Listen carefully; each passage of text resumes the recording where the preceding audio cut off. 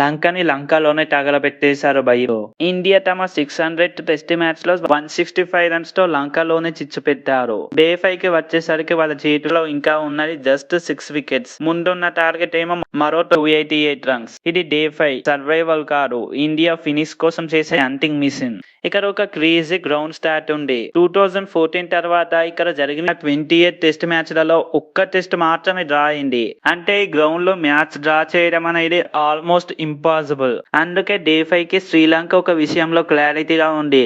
అయితే వికెట్స్ కాపాడుకోవాలి, రన్స్ పని తర్వాత చూద్దామని. బట్ మన టీమిండియాకి మాత్రం వికెట్స్ తీస్తే చాలు. ఇప్పుడు 100 ఐస్ ఒక ప్లేయర్ మీద ఉన్నాయి, అతనే మనవ్ సుతార్. ఈ మ్యాచ్ లో అతను బౌలింగ్ ఫిగర్స్ చూస్తే ఇది అతను సెకండ్ టెస్ట్ ఆడుతున్నట్లు లేదు. అతను ఇప్పటికే 10 వికెట్స్ తీసుకున్నారు. అందులో ముఖ్యంగా 6 వికెట్స్ శ్రీలంక సెకండ్ ఇన్నింగ్స్ లోనే వచ్చాయి. ఇక్కడ ఎకానమీ వచ్చేసి జస్ట్ 2.30. అంటే శ్రీలంక బ్యాటింగ్ లైనప్ కి అతను ఒక బౌలర్ కాదు, ఒక పజిల్ అయ్యాడు. అతని ఏజ్ జస్ట్ 24 years 16 days. ఈ అచీవ్మెంట్ ఇంత చిన్న వయసులో సాధించిన భారత్ స్పిన్నర్ కూడా ఇతనే. అంటే డే 5 లో ఇండియాకి 6 వికెట్స్ కావాల్సిన టైంలో మనోజ్ సుతార్ ఈ మ్యాచ్ కి హీరోలో ఎంట్రీ ఇచ్చారు. అయితే ఇక్కడ శ్రీలంకని అండర్ ఎస్టిమేట్ చేయడం చాలా డేంజరస్. ఎందుకంటే వాళ్ళ ఇన్నింగ్స్ లో ఒక టైం సిచ్యువేషన్ ఆల్మోస్ట్ డిజాస్టర్ లా నడిచింది. బట్ ధనుంజయ అండ్ దినుసా వీరిద్దరు కలిసి మంచి రెసిస్టెన్స్ ఇచ్చారు.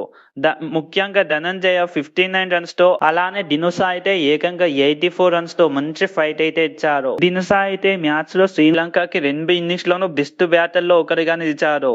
మరి అతను బ్యాటింగ్ లో ఒక ఇంట్రెస్టింగ్ స్టార్ట్ ఉంది. స్పిన్ మీద అతను ఆడిన స్వీప్ షాట్స్ లో ఏకంగా 54 రన్స్ సాధించారు. అంటే గాలే పిచ్ లో శ్రీలంక సర్వైవ్ అవ్వడానికి స్వీప్ షాట్ కూడా ఒక విధానం అయ్యిందన్నమాట. కానీ ఇండియా ఏం చేతులు కట్టుకొని చూడలేదు.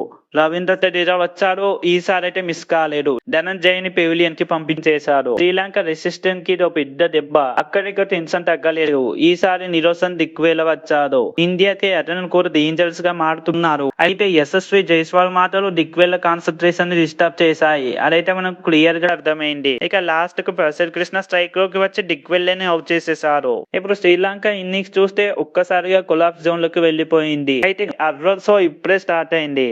Manoj Sutar 10 delivers, just 10 balls. ఆ 10 బాల్స్ లోనే 4 వికెట్స్ తీసుకున్నారు. అంటే ఒక బౌలర్ ఒక స్పెల్ లో శ్రీలంక బ్యాటింగ్ లైనప్ ని కంప్లీట్ గా షట్ డౌన్ చేసేసారు. అక్కడే మ్యాచ్ ఇండియా చేతుల్లోకి వచ్చేసింది. ఇక స్కోర్ బోర్డ్ వచ్చేసి 199/7 గా ఉంది. శ్రీలంకకి ఇంకో చిన్న రెసిస్టెన్స్ ఉంటే కంబ్యాక్ ఇచ్చేదేమో.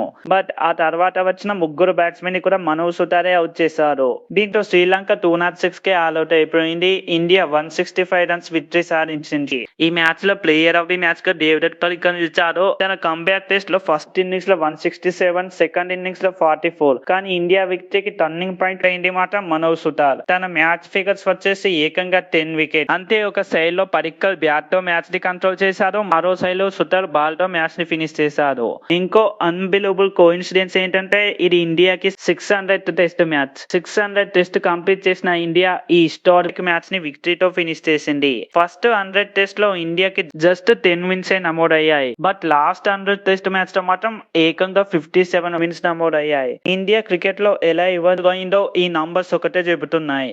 ఇండియా ఇప్పుడు టెస్ట్ క్రికెట్ లో మ్యాచ్ సేవ్ చేయడానికి కాదు, మ్యాచ్ విన్ చేయడానికి ఆడే టీం అయింది. బట్ స్టోరీ ఇక్కడితో అయిపోలేదు. ఈ సిరీస్ లో 2 టెస్ట్ మ్యాచెస్ ఉన్నాయి. ఇండియా ఇప్పుడు 1-0 లీడ్ తీసుకుంది. మరి సెకండ్ టెస్ట్ కొలంబోలో ఆగస్టు 23 నుంచి జరగనుంది. ఇప్పుడు ఒక క్వశ్చన్ ఉంది. గాలేలో 10 వికెట్స్ తీసుకున్న మనోజ్ సుతార్ 160 తో కంబ్యాక్ చేసిన పడిక్కల్ కొలంబోలో కూడా ఇదే కంబ్యాక్ ఇస్తారా, లేక కొలంబోలో శ్రీలంక కంబ్యాక్ ఇస్తుందా? మీ ప్రిడిక్షన్ ఏంటి కామెంట్ లో చెప్పండి. అలానే వీడియో నచ్చితే లైక్, షేర్ అండ్ సబ్స్క్రైబ్ చేయడం మర్చిపోవద్దు. మరో వీడియోతో మళ్ళీ కలుద్దాం. Thanks for watching. జై హింద్.